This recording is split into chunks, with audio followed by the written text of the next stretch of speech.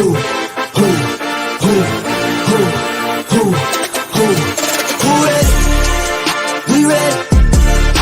ready?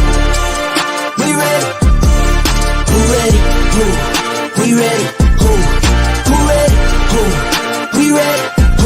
Motivation to youth only. Mentally feel like Kobe, I'm like Jokic with the rock.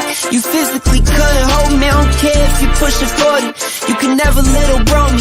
Euro step like Ginobili, from young OG to the OG.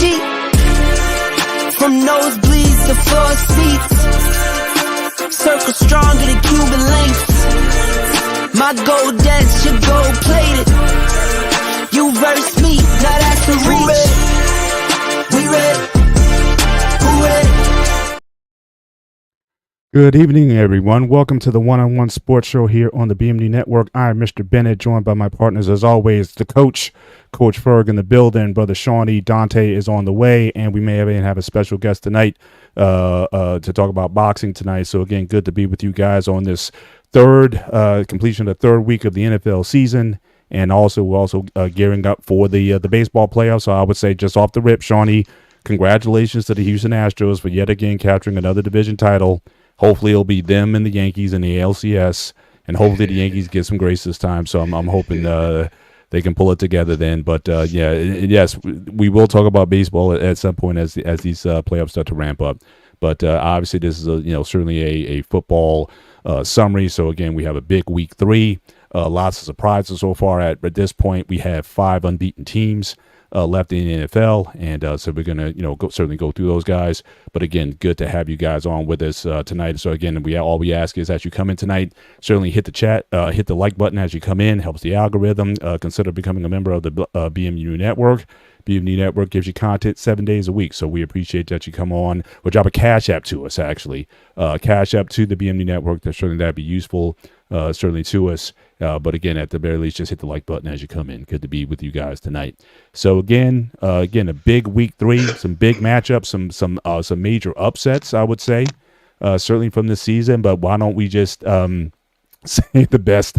So we already got BMU in the back already clowning already. How about them Cowboys? So the only time of the year I root for the Cowboys, which is almost like it takes everything I have to root for them to beat the Ravens. All right.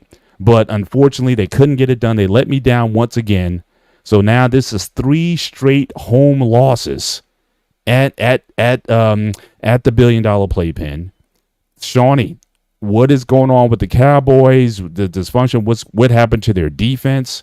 Certainly since last year, they got. I thought they did some things on that. You got your main linebacker Parsons. I thought he's playing for a contract. So I'm not seeing the work there. You got your main offensive weapons got paid. What is going on in Dallas right now? Why can't the Cowboys pull it together? What is going on with this skid? Well, the biggest thing was that's basically, especially here in DFW, the main frustration with the team. We were losing more players than what we signed this past offseason.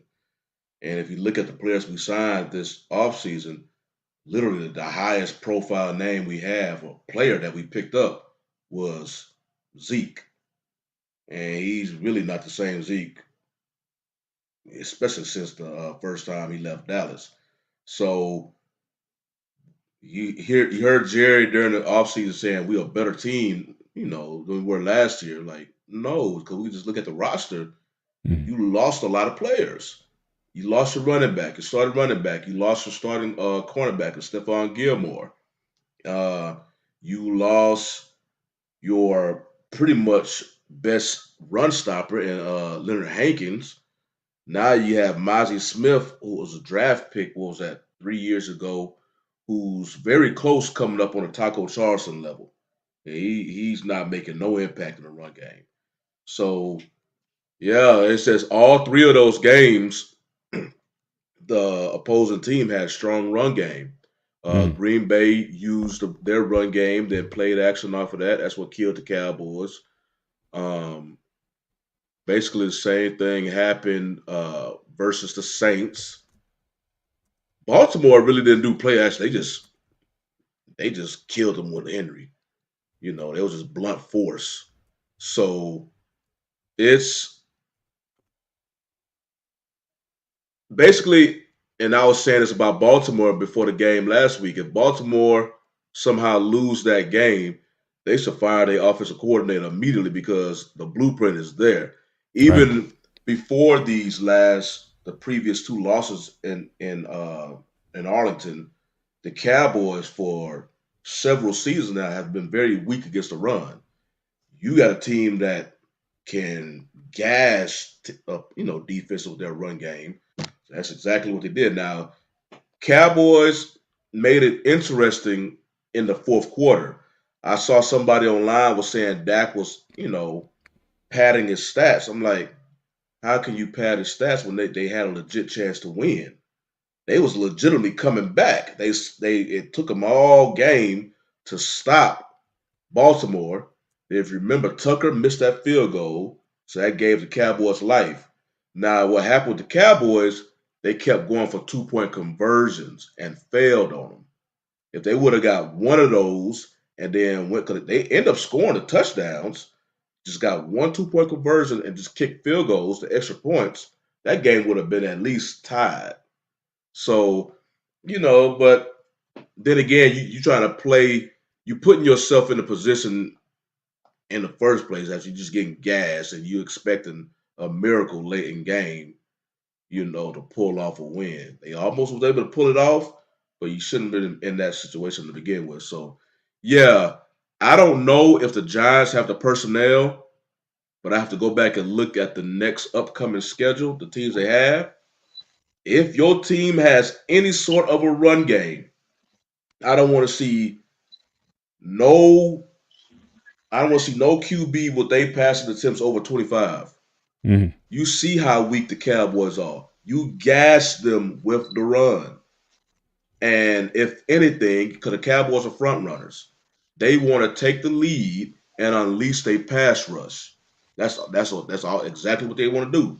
They unleash the pass rush.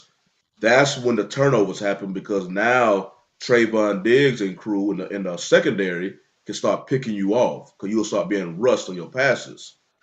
But if you run the ball, you eliminate that completely, and that includes Michael Parsons.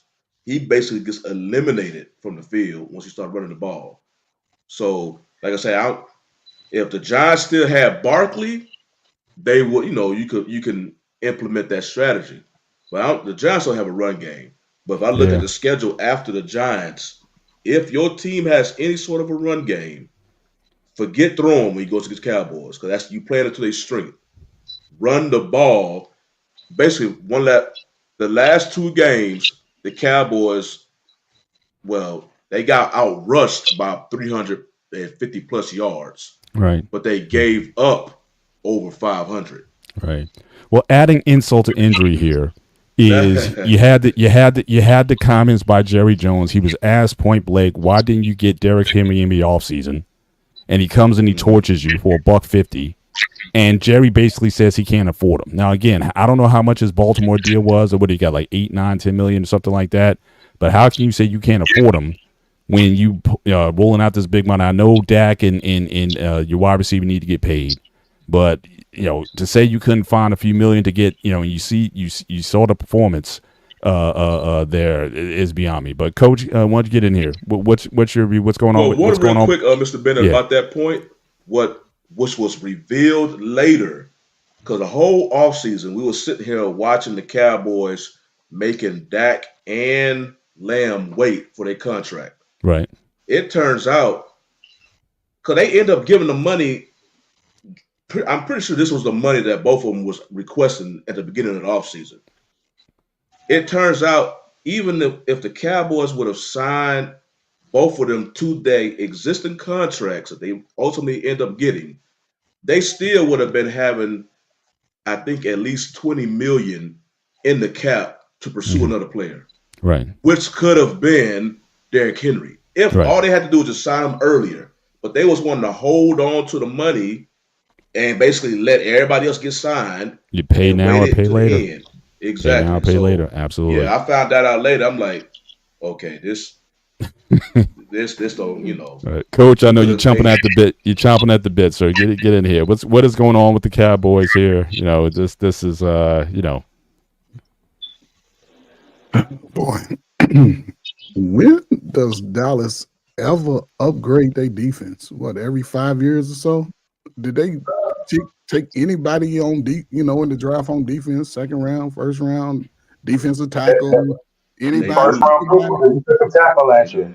The first round pick, It Mozzie started Smith, was a paying out, but disappointment. That's one, but even this year, there's players that they could draft, but Jerry Jones, he highlights those contracts. If you hear in Dallas's offseason, the contracts get the most publicity. And the thing about it, even with the other teams you see that were players held out, key players held out, the timing is off. This is their preseason, these first 4 games. So the timing's off. Nobody, you know what I'm saying? Everybody's trying to still understand CD Lamb ain't up to CD Lamb stats he was. Even, I don't want to get on the Bengals, but everything is sort of off with those guys. Those guys have to be there during the training camp. And Jerry Jones has to be willing to draft players that are needed. He has to be doing that. He doesn't read Parsons. What, that was the biggest draft pick they had. 4 years? He's coming up on his contract.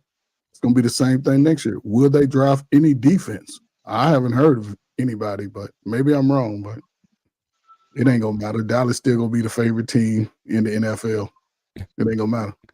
I hear you. I hear you. Shout out to Dante showing up, and as I proposed, like your background in the back is kind of clouding your Dallas cap there. But salute again. You show up, rain or shine or whatever. You take the L's. Your back's against the wall again here. So what is going on? Doing this until we win a game. So you gotta keep the background until you win. Okay. Oh, hopefully it won't. Hopefully it won't be too long. Again, I rooted for Dallas to win this game because obviously I want a wider margin in the certainly in the AFC North. So what are you seeing? I mean, out there with this team, and again, 3 straight home losses. So I'm sure that the Dallas faithful are certainly happy about that. And they simply haven't looked good doing it. And also, what do you guys think about the coaching decisions? Because you're right. Certainly, they did make a comeback. They tried 2 2-point conversions. I thought a little bit early in the game. I'm still of the adage that you go for 2 when you have to, not so early in the game to take points off the board. So if they would have converted their 2 normal point after PATs, and then at the end you get a touchdown, then you try to go for it then. At least I'm of that old mentality, but it seems like these guys now get more aggressive. It's early in the fourth quarter, and you're still going for 2-point conversions. So I'm not. So also, I want to know from everybody, how do you guys feel about that strategy? I thought that kind of cost them in the end. So let's get Dante in. Let's get his commentary on the game. Let's just go around as far as the strategy involved. That was the second thing. The first thing is not getting Derrick Henry. The second thing is, again, the strategy in game and being a little bit too aggressive, trying to get back in the game. I'll say this: as far as the philosophy of going for 2, I understand the analytics, and you look at your chart and you say when to go. I per se say, hey, look, if we're losing and if we're down, I'm going to do this. I'm going to say, you know what? Let's count up the score. And let's go for, like you said, Mr. Bennett, I want to go for 2 at the last possible moment. And so now I sort of get into chances to where, hey, I put the lead to where I have to go to 2 multiple times. What are your odds statistically of getting 16 points on back-to-back drives? Because you only have so many 2-win plays, you have so much space, and you're using everything to do to get into the end zone. Correct. So I say save your best 2-point play for when you have to. On Derrick Henry, I'll stand by this. He's an older running back that still obviously has some juice. So year 1 of the deal is going to look good. In the future, it may not. As Coach Ferg said, why not take that money and know that, hey, look, and I want to say Jeff Kavanaugh, he has a good podcast, used to be on the radio here locally. He made a good point where he kind of ripped Jerry. He said, the general manager wants to make sure that the players that he's picked were paying out because everything is draft and developed. But he won't spend money on the defensive tackle because then it'll admit that, hey, look, Mozzie Smith isn't working out. He was at training camp, and you could tell it was like they're trying to work with him, And for whatever reason, the Michigan defensive linemen, they get off the ball slow because obviously you're in college. They're coaching them to play at Michigan, not to be successful in the NFL. So their get off is slow. So you have to retrain that. Then he ends up hurting his shoulder, so he couldn't really all season work out to get NFL strong and work his body that way. And he's a guy that's 330 plus pounds, fatigued, can't play many snaps. So I just listed you nothing good, and that's the guy that you led coming into all of the offseason. So why not take that money, forget a running back? I say spend a fourth round pick on the running back. Why did I say fourth round pick? Because that's what the hell you gave up for Trey Lance. Crazy. Like a running back that plays for the Jets. Like they say every week, they say, hey, he could have been on your team getting more snaps, not playing behind Brees Hall if you wouldn't have drafted, Trey Lance and refused to say that that was a bad move. So it's all on the general manager in the front office. You cannot blame the guys that are on the team for not having the ability to play. They signed you up. They signed you to that minimum contract. Also, when you buy in the store yourself, when you buy stuff from the bargain bin, or the scratching den or whatever you get, that's a open box special. You rarely do you find a gem. We got Eric Kendricks, who looked really good for a week one, but he's a slower linebacker that has to see it and then go. You got the linebacker that they did take out of Texas, Demarion Overshawn, very good player, athletic, but a converted safety. So he's the new hybrid linebacker. He's the weak side, but he obviously had he was a guy that they wanted to play him more in base defense, played him more in base defense against the Ravens, did not look good. Eric Kendricks did not look good. Nose tackle didn't look good. And my thing is, you can see it against the Saints. I want to say the Ravens, I can't remember if they did it as much. They'll just run away from Micah. And then it's like he has to come and chase the play. So he's null and void. Then if you win 34, 32, 33, hey, bro, the pass rush not really much. I just need just a little bit of time to just get the ball out. So you're effectively neutralizing the pass rush. You really only have one dominant pass rush player. And I want to say how I really feel is Marcus Spears summed it up perfectly when he says there are three people on this Cowboys roster that you are afraid of. You can't win like that. You're afraid of Michael Parsons. You're afraid of CeeDee Lamb. You're afraid of Dak Prescott. Those are the only three players that you just feel like, hey, those guys are some. Maybe you say, hey, third guy, maybe fourth guy, you say, hey, Trayvon Diggs coming off of injury. So it's the thing where you haven't built the roster good enough. You've got kicked them out 3 straight times at home. And it's something that where now you're certainly in the media. CeeDee Lamb, big star down for pouting on the sidelines, the body language. And plus he dropped a pass, right? I think he dropped a couple, right? Drop some passes, fumbled in the red zone. I need you to come with your contract. It does. I say it stands for you to be a team leader and take the bullets and take the arrows in the post-game interview. But instead, you let the quarterback to do it. You left Micah to do it. You're nowhere to be found. That's something that I can't respect and I don't like. So I'm going to say for early in his career, that's something that's a markdown for me. And I'll say this. You have to. This is the worst possible time, but it could be the best possible time to have the Thursday game. You're banged up. The rookie corner who's looked god-awful, cannot make a tackle, had a lot of bad things that happened to him the last 2 weeks. I don't think he can play. He may not need to play. Deron Bland can't get back fast enough. And it's just like, as a team, you got to find a way to beat New York on the road because, like you said, Shotty, you want to know who they play next? Detroit. Oh, yeah. They play Detroit next after this game. No, I'm sorry. They play Pittsburgh. So that's a team that has a mean defense, and they're like, hey, if they did it, we're going to do it. They're going to give you the ball with the running backs that they have. So you have Pittsburgh, Detroit, bye week, and then you play the 49ers. So you know what they're going to do. I don't care who is running back. Even if Mason's not playing and McCaffrey won't be back by then, I don't presume. Whoever they're going to put back there, like that, what was that running back there for the Rams that time? They're going to put those guys in there. So you have to figure out a way to be disciplined, trust the man next to you, and make some run stops. Get to a situation where you're in third and long, where you let your pass rushers go. You can send a blitz. You can do something different than just what is it? Ravens ran it 12 straight times. That's embarrassing. That's embarrassing to let a team know that they can just do that to you. Jason Garrett, what was he on Sunday Night Football? I was like, hey, the secret's out. I'm like, yeah, 2 weeks in a row, hey, the secret is out. So they have That to do a secret lot. been out for the past. Well, hang on, couple of seasons. just offer a quick correction. Actually, I play the Giants this coming week, so maybe that might be an opportunity, and that they're coming to New York. Yeah, Well, they're coming to New York to play. that should be the Cowboys get right game. That should be the good. Yeah, Giants, you get a little bit of days rest to get ready for Pittsburgh for another Right. road trip. gotcha. You got those two road games, and the way you've been playing at home, you need to play on the road. You need to go on the road and have it's us versus the world mentality. You need to do something, but it's Gotcha. like One quick thing about the schedule. This is actually the Cowboys first on a short week, because they played on the Thursday before, but on a short week with the Thursday schedule, this is the first time they will play on a Thursday on the road on a short week. Because they always played at home if they play on Right, a but the Thursday. Thanksgiving games and stuff. Yeah, Or if they play on a Thursday, like during the season, it's not the holiday, it's always a full week. right. So, now they got to act like a regular team and, get they schedule all condensed on this old 4-day instead of a 6-day with normal NFL. I prefer that. I prefer to take the hit that way instead of having it, because if you look at it, when they do it around Thanksgiving, they always make the Cowboys play on the road the week before the Thanksgiving game. So you have to travel, get back, play the short week, and then you play that other game. So you play those 3 games in this short span.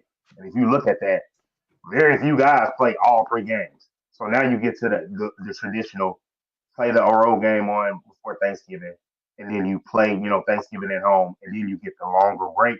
But to be honest, like McCarthy, if he don't get it together and get some wins, he won't be around by Thanksgiving. Wow. Because that Murphy, Yeah. they have painted the picture.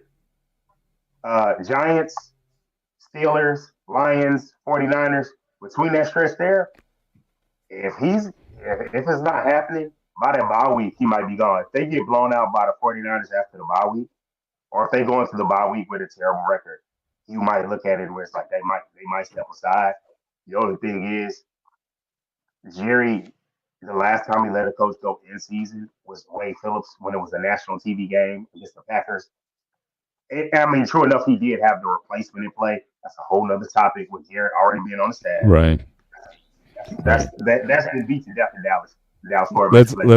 Let's get to Coach in. So again, Coach, I just want, since you have Coach, I just want your opinion on the 2-point when to go for 2. So again, I thought they missed a couple of opportunities going for 2 too early. What is your general philosophy when it comes to going for 2 in a game? Do you prefer to have it late, or do you go with the numbers? How would you approach that, or what's your general philosophy when it comes to going for 2 in a game?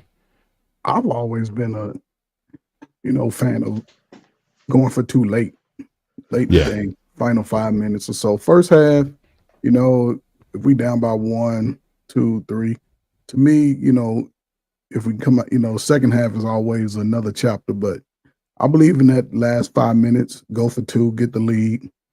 Or, I'm also a proponent of taking the points. I must take the points. However, if it's 1 or 2, if I can get within 3 off of 2 points, then I'm going for the 2. Late in the game, not first quarter. I don't panic in the first quarter. Right. Stick with what I do. So I hear you. All right. Well, we just devoted the first 25 minutes of the block to the Cowboys, so I think they've gotten there. I think we've given them their due. Go ahead. Cowboys, real quick. Now, if you notice, the first game I think they was away. Then they had 2 straight home, and I think it's better for them to go on the road this week. Mm-hmm. I think it's gonna, get for sure, back to being a team, work some things out. So I think sometimes it's good when you losing a couple games to get on the road, keep the team together. It's just them. It's just them. That's right. On the bus with your teammates. And in it. Dallas, you can see if they lose, the fans of Dallas will come down on their neck hard. So they ain't giving them no slack. I hear you. Let's move on to the next block here. So as it stands now, we have 5 3-0 teams remaining. You have the Bills, the Steelers, the Chiefs, the Vikings, and the Seahawks.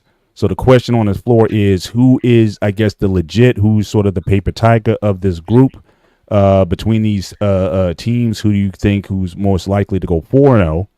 And who's going to really make it to the end? Obviously, the Vikings, I think, is certainly the biggest surprise, I think, of all. Certainly seem like the revitalization of their quarterback, and he's been doing very well. So what do you guys think out of those teams left? Who's the real one? Who's the pretender?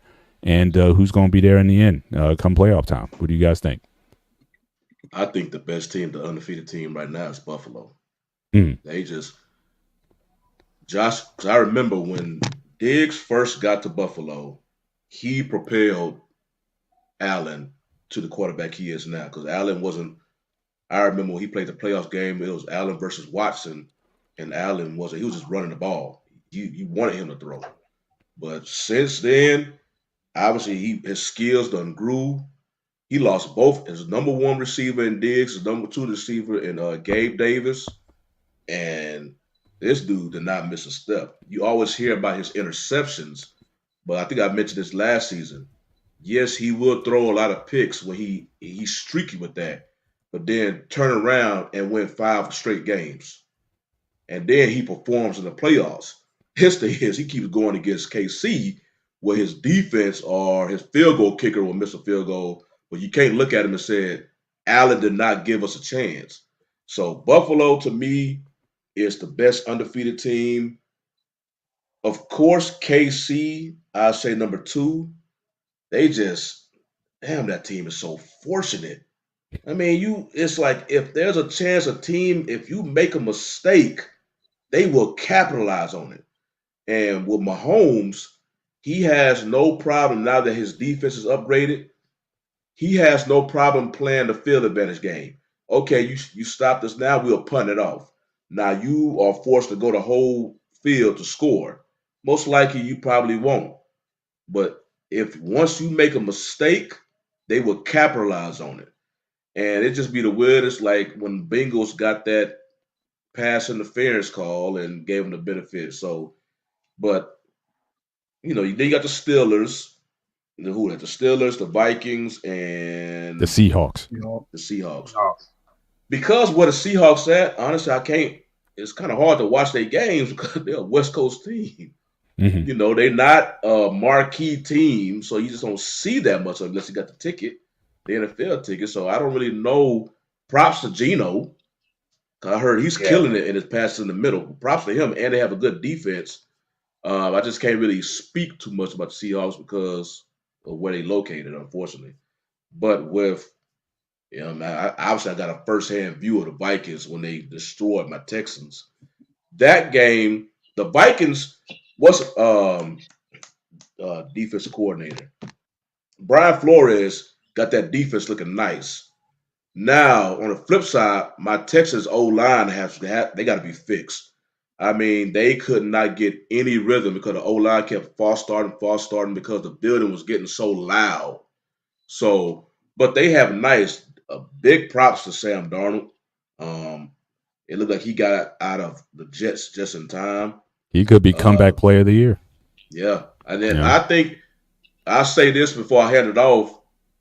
If Darnold, which won't be a bad thing, it'd be a good thing for the Vikings. If Darnold goes and plays this type of ball, and basically right now he's playing like Pro Bowl level ball. If he continues to do that throughout this whole season, sign him. Well, because you remember, he's only 27 years old. Yeah, you picked up McCarthy, but he's still an unknown. He's still a project. If you already have a quarterback who looks like he's on the up, I say sign Darnold, trade McCarthy for a nice pick. Because you got the best of both worlds right now. You got a young quarterback who's a veteran, and he's playing good ball.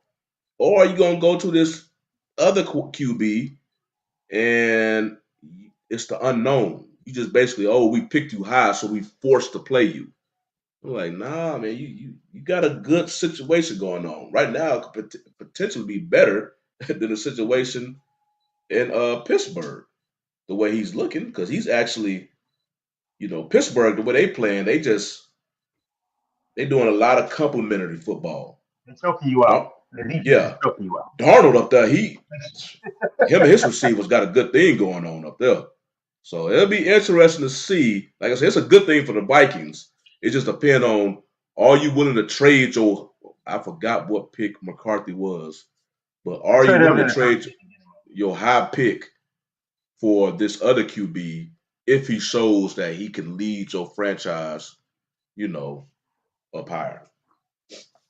JJ McCarthy was the 10th pick overall Okay. in the draft. So yeah, you mean you could potentially trade him for another high pick and let because you get Darnold is only 27 years old, so he what maybe 3 years older than McCarthy. I don't know how old McCarthy is, but 3 to 4 years older. So you could potentially get a QB in his prime. So hey, Dante, who you got? Out of the 5, again, who the real ones? Who the pretenders? Out of the 5? off top. My order's a little different, but off top, I'm going with the Chiefs because they're the champs. And my thing is, I think they have the potential that we might be seeing real time Travis Kelsey fall off a little bit, but he's still a guy that's impactful because he does command it for defenses. I do think my guy from Texas, Xavier Worthy, is a guy that's going to get learning and get things up. When they get him going, after he gets his feet under him, they can really be a dangerous offense. Rasheed Rice is really killing it right now and really stepping up and making a lot of good plays. The offensive line is good, and the thing is, they gave him the unique thing with a good offensive line and a good defense. So it's just like hey, the big plays can come when they come, but he's a guy that he's gonna make the right plays, and he knows the defense he can rely on them. So I say they're number one. I'll say Seahawks number 2 because I do think they have a legit shot. I do trust Geno. I'll put them at 2. I'll say the Steelers at 3. Well, I'm sorry, let me not put the Steelers there. Buffalo is You don't 2. have to. You don't have to apologize to me. No, because I forgot Buffalo. I forgot about Buffalo. I honestly, I thought with the receivers it was going to be a slower process and they were going to kind of struggle a little bit, but they're leaning on the run and leaning on a good defense. So I'll say Chiefs 1. I'll say Bills 2. Um, the only reason I don't have Steelers is their defense is nasty. I don't know if I can trust Seattle, but goodness, I trust Tomlin. So I'll put Steelers at 3 off of Tomlin. Respect for Tomlin and the fact that like you're holding people say that old school, just like some 2000 football. These guys are getting 10 points. It's like that's scary to face. And then like Justin Fields show you what a difference what coaching make and environment. Just he doesn't have to rush. And on that one, I have a theory about what's going on over there in Pittsburgh that he's going to be the starter the rest of the year. I've already heard rumors of Wilson being traded, to teams like Miami. And then I'll put Yeah, I heard those two. Yep. I'll put Seattle there just because I don't know how well it's going to work. I really want to see them against the big dogs in their division, which is the Rams. I want to see them against the Rams. I want to see them against the 49ers to see how they do. But I'm happy with federal quarterback, and that's a new head coach. And so I felt like, hey, the Vikings, I only put them there. I put them there because it's like I hear what you're saying, Shani, about the young quarterback. I think they drafted a QB for a reason, and Sam Darnold might be that career bridge backup guy. He might be a guy if he plays well enough, he'll go somewhere else. The only problem is he's with an offensive head coach here that's scheming it up for him, got it going, and he has a great number 1 receiver. I don't even think they've had Jordan Addison there, and they haven't even had their tight end there, Hockenson. So it's like he's making this work with that. Might be a little bit of fool's gold. You let him get the bag, you get the comp pick, and then you got your guy that was able to sit all year long. You get another veteran QB, and if he's not ready, you don't rush him out there. You let that veteran quarterback take over and play. But I would the best I would do is give him one of those, not a Baker deal, but a little bit less than that, where I like you, but I don't love you kind of deal, and I will bring him back. But I think out of those teams, we're going to see a lot about the Vikings this week. They're going to Green Bay, which is playing with a backup QB, but they know how to scheme it, and they've been running it well. The Seahawks play on Monday night. They play at Detroit, so that's going to be a test to be like, hey, how real are you? The Steelers don't have much of a test, and the Bills have a big test. They're playing Sunday night on the road on a short week at Baltimore. So unfortunately, it's going to be the Dak. I mean, not the Dak, but the Lamar versus Josh Allen type of situation, and that gets racial. But I just want to look at it as just good football, good quarterbacks, and I want to see how Ravens are going to respond. I hear you, Coach. Put your top 5 of the undefeateds, best and worst of the undefeateds. I'll go with Chiefs, Bills. I'm a Justin Fields fan, so I'm gonna put Steelers third, Seahawks, then Vikings. I think Geno, his game is only ascending, and he has 2 top tier receivers that can really make plays. And Seattle has a good running game. Vikings, it's early in the season, man. Football's always great, man, when it's warm, man. It's pretty when it's warm, but when the weather changes, that's when the real teams show up. So, but the Vikings, they have great, Justin Jefferson's probably the top receiver right now. But it's still Sam Darnold, man. Old habits do reoccur at some point during the season. So, but again, Vikings and Steelers, you can put those defenses side by side, and it'd be hard to say what defense is best right now. But both coaches got a history of great defenses. So, yeah, Chiefs, Bills, Steelers, Seahawks, then Vikings. Awesome. All right. Well, I'm going to go a little different. I'm not going to put the Steelers first, just in case you guys were asking about it. I'm not putting the Steelers first. I'm putting Kansas City number 1. And the way I look at this, I go back to like professional wrestling, Ric Flair. To be the man, you got to beat the man. They're the defending Super Bowl champions. They're undefeated. Now, they're winning ugly, but just like Ric Flair, if you guys ever watch wrestling with Ric Flair, he never pinned anybody legit, right? He would always win by pulling the tights, or his foot would be on the rope to get leverage to get the pin or whatever, but the ref didn't see it. But the bottom line is he always came out the champion out of the ring. People are booing. People's like, oh, man, Nikita got robbed. Dusty Rhodes got robbed. But nevertheless, Ric Flair came out on top. So until you beat the man, I am not going to knock Kansas City off the perch. I told you guys at the beginning of the season, I'm picking Kansas City against the field to get back to the Super Bowl. If they're playing bad now, this team gets, just like last year, they warm up as the season goes on. And so I'm not betting against the Chiefs until someone beats them. Now, I know we got a holiday game, I think, coming up with them, or a Saturday game that's coming up with them this year. I'll see where my Steelers are at that point. But that gets to my second team. I am putting the Steelers second. Because again, I like the defense is looking elite. It's looking top 5 going into that San Diego. I keep saying San Diego, but that LA Chargers game. Chargers came in with this bullish defense and offense. I know the quarterback was a little bit hobbled, but they handled their business. And so with that defense, I think they're going to be relevant for the rest of the year. The running game is coming together. Fields is playing competent. Now again, I still want to see Russell Wilson play. I'm not ready as of yet to anoint Justin Fields as QB1. I want to see how to see an opportunity to see how Wilson plays. So again, I'm still going to keep that light on for Russell Wilson to get his job back.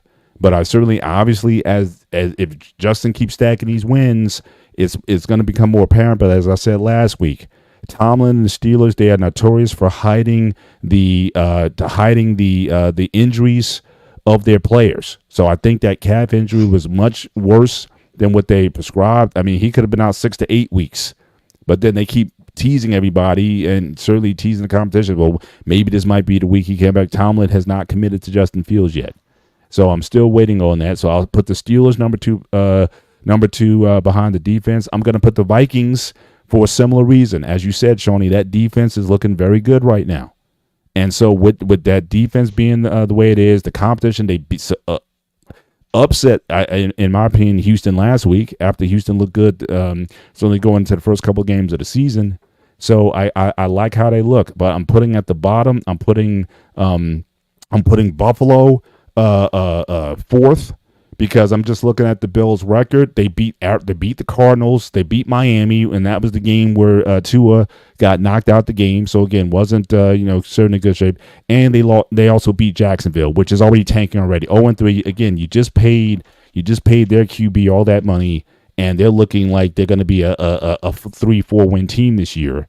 So again, I'm not impressed with the wins that Buffalo has had so far this year. And so I'm definitely looking forward to the Ravens matchup to see if the Ravens can certainly turn it around this year. But the last team I'm putting up there, again, is the Seattle Seahawks, again, for the similar reason. They beat Denver, New England, and they just beat Miami, again, with a backup quarterback.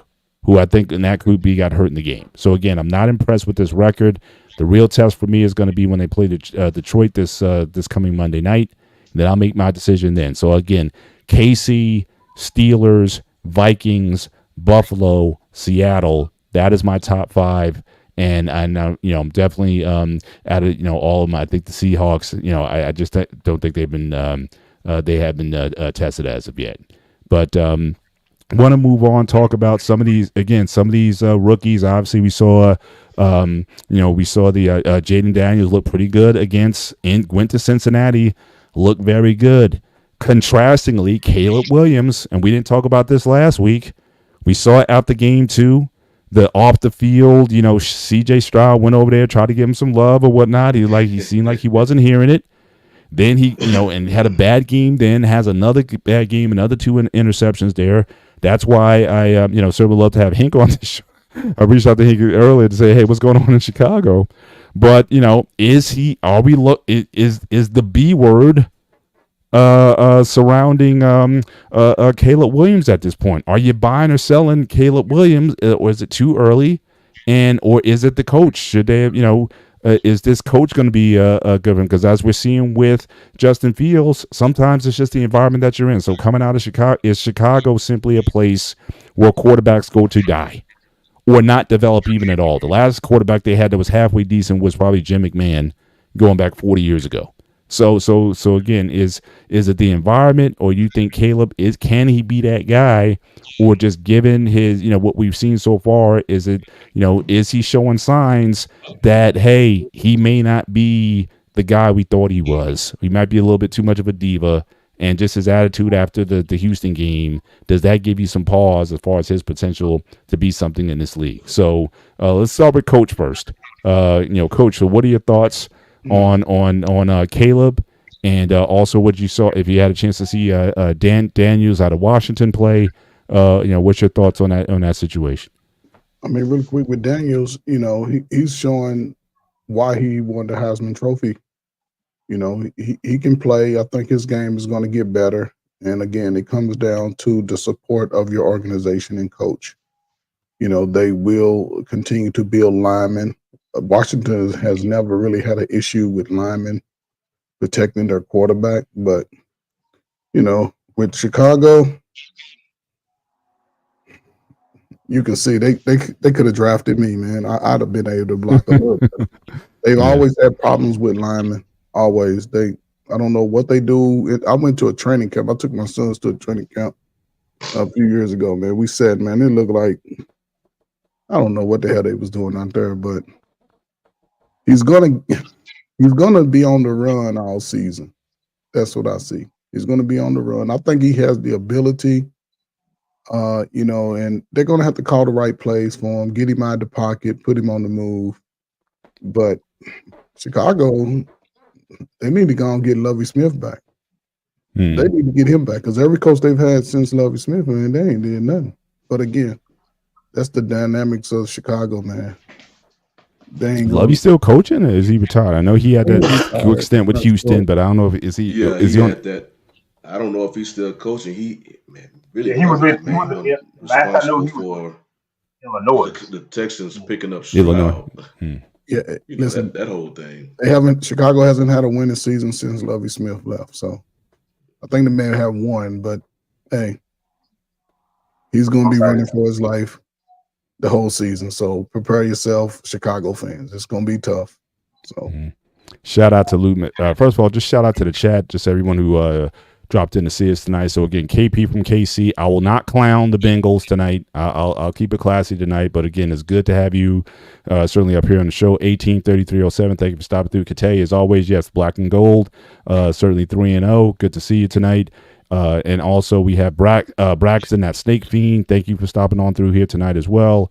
And again, 183307. Good to see you. And my man Lou Medic, who believes that Russell will get traded to Miami before the break. And he's saying about Caleb, don't trust the man who pays more attention to his nail polish than the playbook. Man, rough. Dante, so what do you think of this Caleb situation? Are we making too much too soon? Let him grow a little bit. Is it the culture? What's going on with him? Are you buying or selling on Caleb Williams at this point? I'm still holding my stock. My thing is, I felt like he was the best quarterback coming into the draft. I Mm. felt like I know that it's always tough when you get the guys drafted, but after blowing up and doing well. But I do think that he is going to have to learn some things. Like I've seen it week 2 because we saw him on a national stage. That Sunday night game, those standalone games. We as fans and critiques and everything, we draw more and we overreact more on those standalone games than anything. And you can't disturb that. You can't let that just say, "Hey, we're going to throw everything that we've seen about him, the good things away." We haven't seen much good when it's been live bullets. Looking good in preseason is totally different.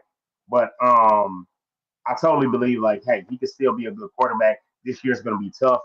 The head coach is going to have to figure things out. If not, they're going to say, hey, which offensive coach do we want to get and say, hey, we're gonna build the offensive line with money and draft capital, and you're just gonna have to coach Caleb Williams.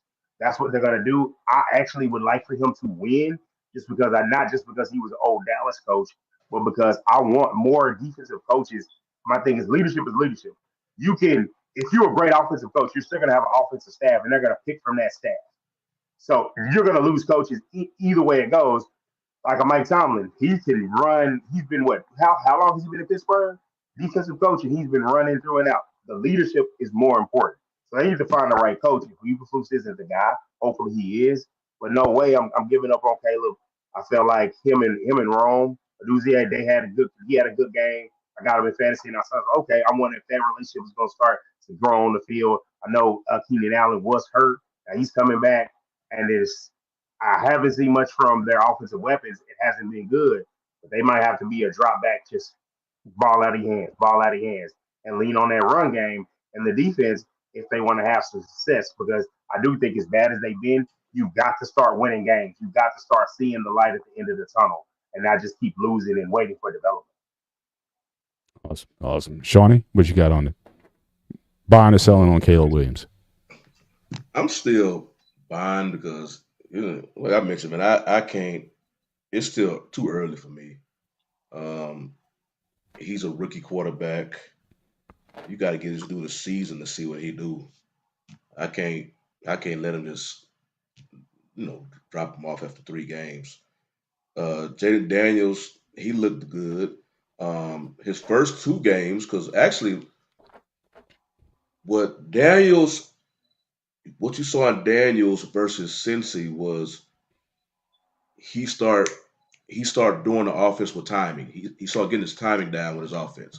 He's not trying to use his feet, depend on his feet, more. He's starting to get the timing down, and that's when you saw the skills shine when he only had 2 incomplete passes.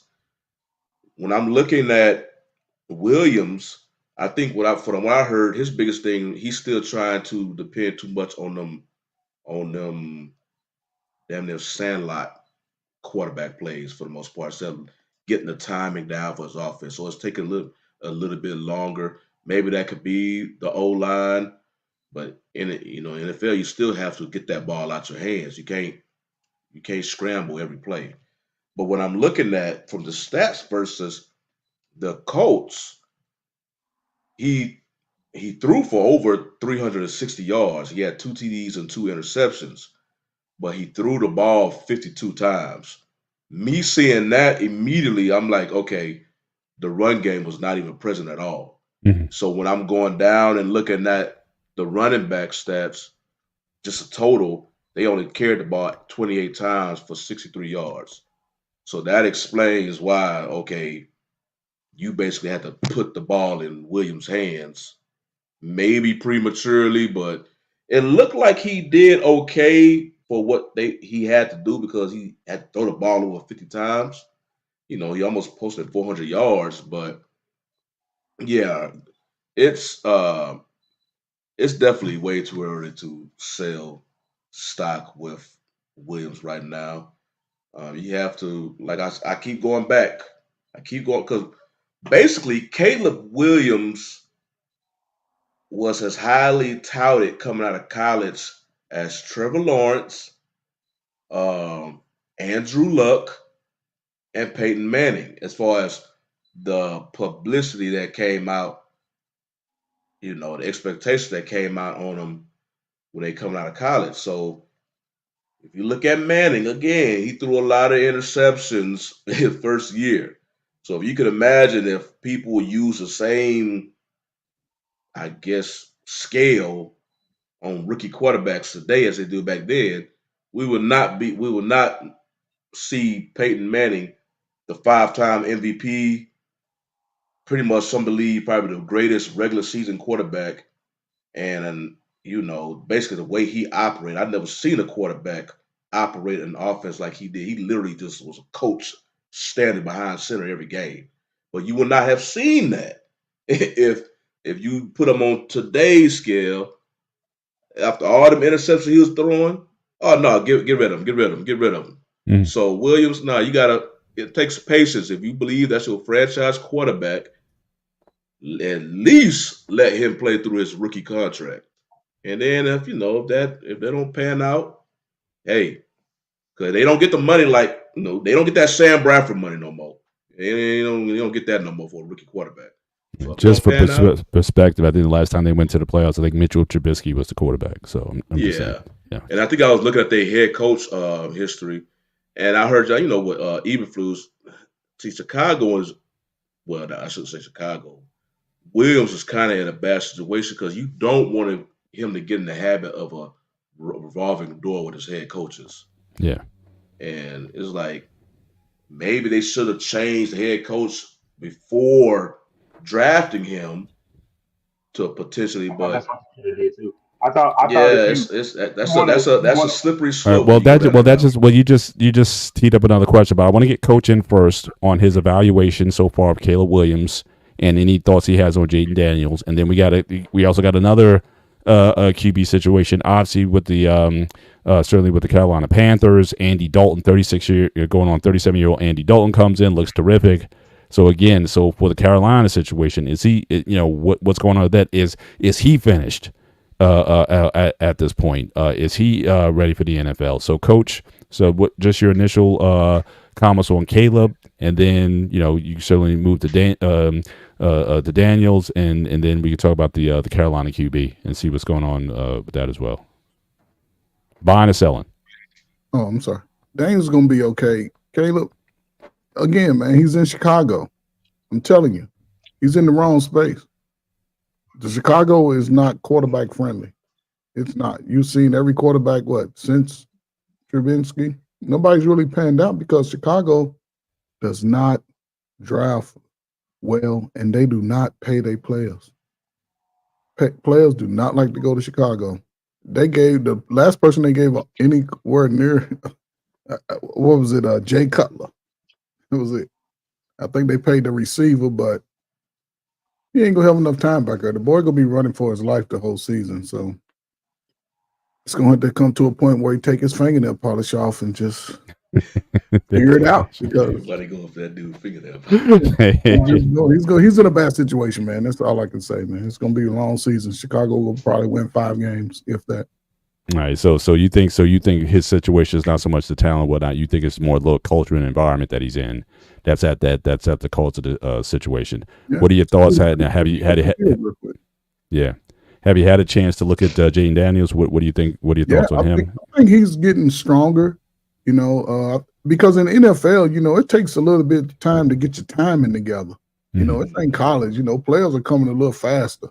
So once they get their timing down, then you can see a great improvement in quarterback. But, he's got the support. You got to have the support of the franchise, not just in, the management, but, players got to believe in you. The coaches have to believe in you, and they had to put players around you to make the plays. So salute to him, man. Yeah. Yes. And so your general thoughts on, again, Bryce Young, again, is that more environmental, or is he simply just too small? Is the stage too big for him? Do you think him in another situation? Because again, I don't see the Carolina situation improving. Do you think maybe Miami? Do you think that might be a spot for? Because I know Lou was talking about, again, possibly Russell Wilson going there. But again, if what about Bryce in Miami? Could that be a fresh start with that head coach who seems to be a bit of a quarterback whisperer to an extent? Do you think that could work for Bryce, or do you think he's just not ready for this? I think Carolina's a good place for him. They're going to have to improve as an overall team with Carolina. Andy Dalton, he's on his last leg. If he goes down to Miami, Miami's still going to be looking for a quarterback. So they're going to bring people in to possibly, No, that's what I'm saying. If Bryce Young, if you don't believe in Bryce Young, right? Because I think that was something with, I think the owner wanted him, but then not everyone was sold on and whatnot. But if you don't think he's going to be your guy long term, you go with Dalton, and if you go 6-10 or whatever, you look to draft another QB next year. But I'm saying maybe the move, if Bryce went to another environment like Miami, he's young, and if Tua, if it's looking like he's going to have to retire, they're down to their backups as it is. Could that be the reboot that he may need? Do you believe enough in Bryce Young that he can make a difference in this league, or do you think he just doesn't have the attributes at this level? Right now, anybody can jump in on that. He's been on the run since he's been in Carolina, so it's hard to say. I think it would be good for him to sit a little bit. I think this is a good time for him to sit a little bit and gain a little bit more knowledge, understand the playbook, make his reads, because sometimes it seems like he's just throwing in the double coverage just to get rid of the ball. But, it's not a bad thing. He's only in his second year, and I think it's good. Man. He's in Carolina, man. My team I got now can beat Carolina, man. Come on now. Didn't they just go 0-17, 16 2 years ago? So no, last year. What, Shawnee, what you got? So again on Bryce. Well, first of all, anything on Jaden Daniels, and then on Bryce, do you think this might be it for him? What a new environment? Could Miami help to revive his situation if they, because they're going to be desperate for a quarterback now. Could that be a spot for him? Well, Daniels, I think, is in a very good situation in Washington because he has Kingsbury as his OC, and you can have your opinions about him as a head coach, but one thing he can develop, he's good with young quarterbacks. That was his. He just skipped this super line when Arizona made him head coach, and then now he's just best known for having that fly house during those times when the draft. You can see the Arizona sky, desert skyline, but he can develop quarterbacks, so that's very good for Daniels. For Bryce Young, because I was looking at it when coach was giving his opinion on it. One, I think he needs to get out of Carolina. Carolina got some other stuff going on. It kind of reminds me how Houston was before they got rid of one individual and immediately stuff changed. But Carolina, they owner just fires people too much, so that culture it's not stable at all, and it still don't. The dude that they fired, Wilkes, was the best. He was an interim, has won more games than the other two coaches they brought in afterwards. So they got other stuff going on. So I think he'll be best to get out of Carolina, and it probably will benefit him to sit. And even if he goes to Miami still needs to bring. If something happens to Tua and he just can't play anymore, they still need to bring a QB, kind of like Pittsburgh. For the longest, I mean, if Wilson didn't have his calf injury, Wilson would be the starter, and Fields would be backing him up. But the injury, as kind of make Wilson kind of expendable. Well, it may be the same thing in Miami if Young goes there because you bring in a more qualified vet, and ideally you will want Young because Young right now hasn't really shown anything that he could be an NFL starter. He only has. I'm looking now. All of last season and the two games he started this year, he has only passed for 2 or more touchdowns twice. As he had one game he passed for 2 touchdowns, and he had one game he passed for 3. Other than that, you look down his whole stat line, there's a lot of zeros and occasional ones. So he has not shown any type of, like, you could put some type of belief behind him. Like, hey, if situation changes. See, I know we were talking about with Caleb before. Caleb has already shown me that if you could give him some stability and, like I said, on O-line and stuff, you can see something with him. You'll be able to see and get a better picture of Caleb Williams and his talent if you kind of improve the necessities that a quarterback need. Bryce Young has not shown any of that.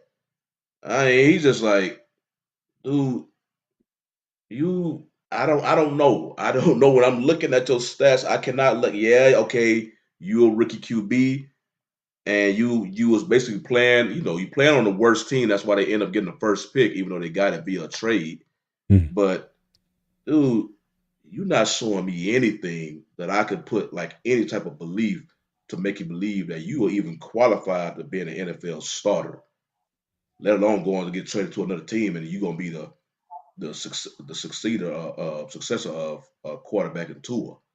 So that I don't know, man. I mean, Bryce Young, he got to go somebody who can really get in his ear and help him out and greatly define his game because he could either be a career backup or he could be out the league. Mhm. And Lou Medic, I think he's right. He's writing the obit on both of these guys. Dante, what you got, man? Man, He I think said with Caleb Bryce was Young, trash after only 3 games. I think with Oh Bryce my Young, goodness. we looking at something where like this is we may have looked past some things for a guy that had the college success that he had. We do got to look at it as you played for Alabama, so you had everything you needed to work out. When you go to the pros, you're not going to have everything. The quarterbacks that tend to work out are the guys that, minus some, like Burrow, we got to look at it. He did have everything. There are some guys that did not have everything, and then when they come to the league, it's an upgrade. It's like, oh, I got competent this, I got offensive line, I got some weapons. Okay, let's make it work. I think with Bryce Young, it's been so damaged with Carolina. Even if he gets traded this year, it might be best for him to sit and wait and let things kind of develop. The other thing about him is he's short, he's small, not a big arm, and that's one of the things that we discounted. Is sometimes those guys are the outliers. I heard was it Tom Dimitrov that used to be with the Falcons. Hmm. And he said in the interview that he was just like, when you look at a guy and you wonder why those measurables and those things matter, look at a guy like a Joe Burrow. He doesn't have the most arm strength and all those tools physically. When he's banged up, which you're going to be banged up in the NFL, his performance drops because he doesn't have all those great tools. He said, and he compared it. You see a Josh Allen, oh, my this hurts, my that hurt. Cam Newton, get in a car wreck, get into this. He still come out and play, and you can overcome those things because you're so much more physically gifted. Doesn't mean that you're always going to be the guy that succeeds, but there's a reason why the guys that meet these certain baseline arm length, size, height, weight, those guys are more successful than the others.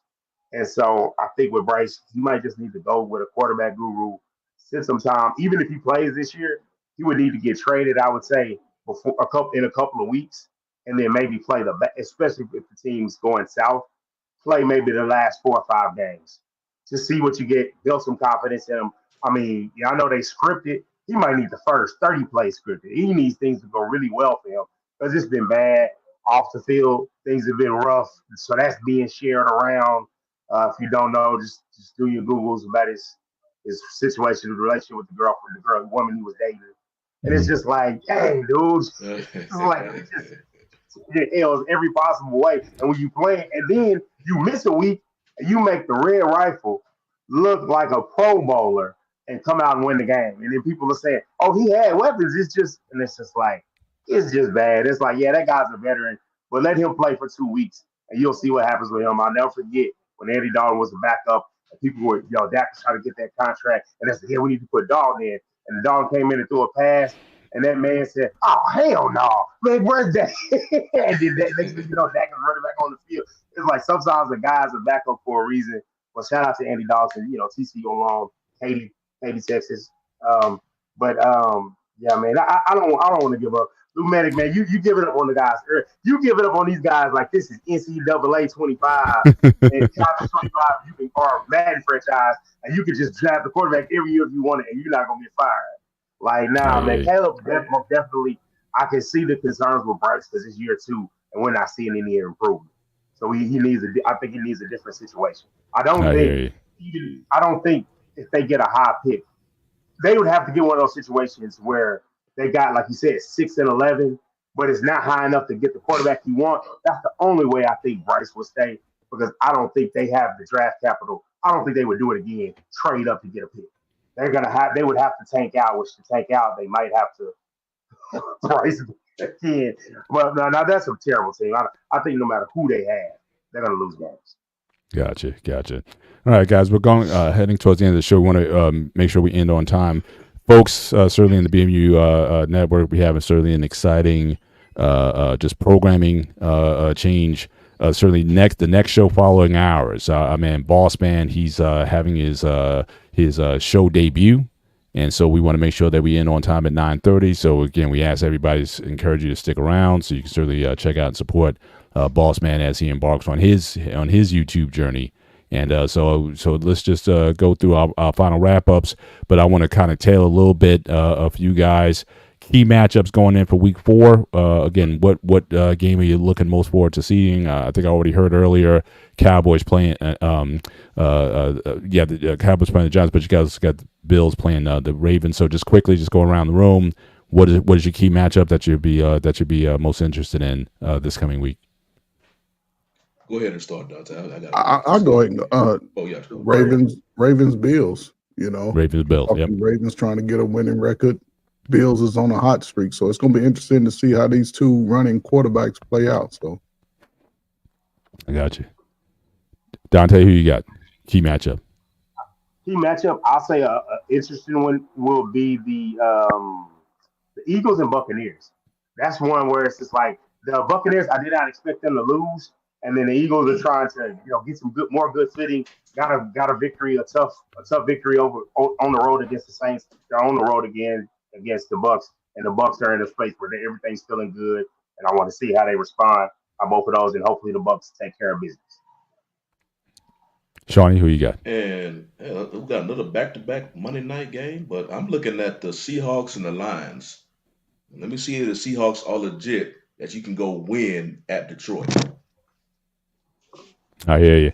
I was going to say the Chargers against the Chiefs, seeing that matchup, but again, quarterback's out, not sure what his health is, so I'll probably back up Dante when he talked about certainly the Eagles and the Bucks. I definitely want to see how that game certainly materializes. But just a quick, just aside for, as we start to end the show, just a quick retrospective. Okay, so again, obviously I'm the boxing guy. We're looking to have a boxing segment tonight. Hopefully we'll have it in the future. But this is basically, this could be the end for Anthony Joshua for the biggest heavyweight fight in British history. 96,000 people in Wembley Stadium, and Joshua gets knocked out. I mean, out in round 6 against Daniel Dubois. Shout out to Daniel Dubois. He had a tough loss against Alexander Usyk. Had 2 tough fights, got himself back into contention, definitely showing some confidence.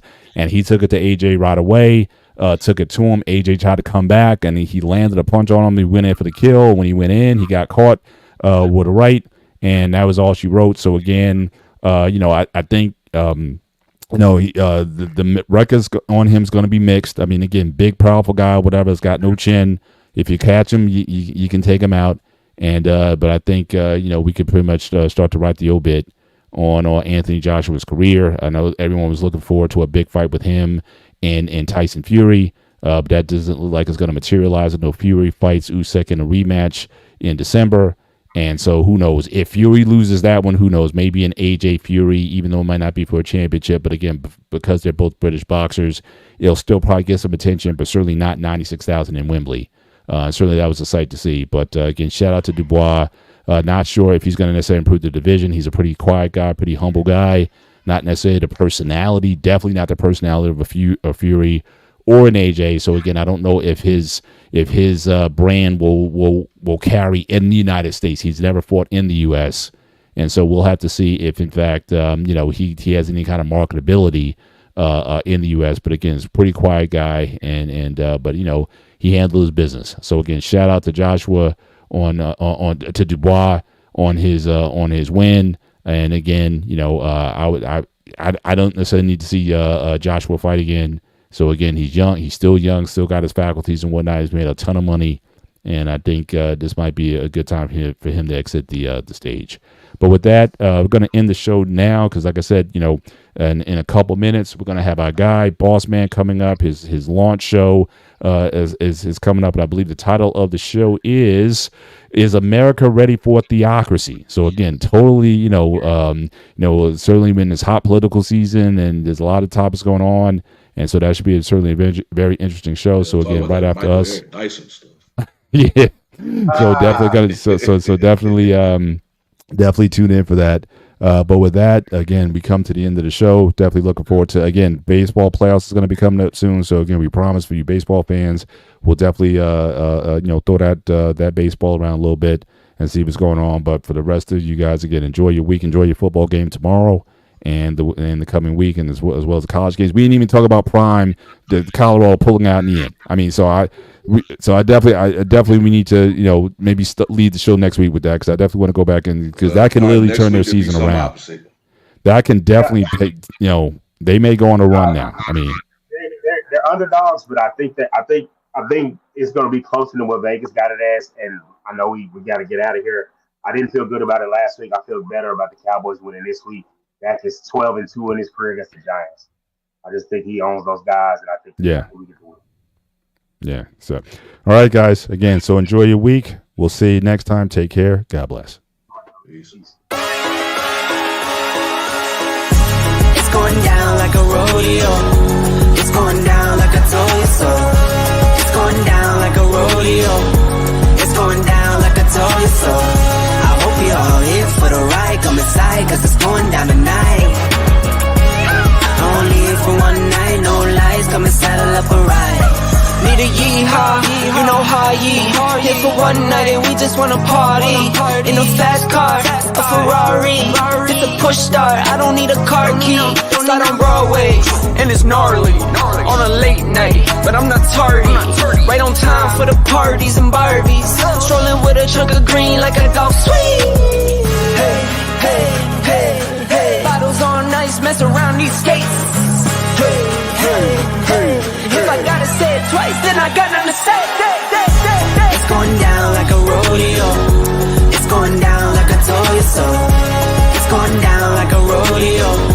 It's going down like a toy so. I hope you all here for the ride. Come inside, cause it's going down tonight. Only here for one night, no lies. Come and saddle up a ride. Come and kiss me up, it's going down like a train.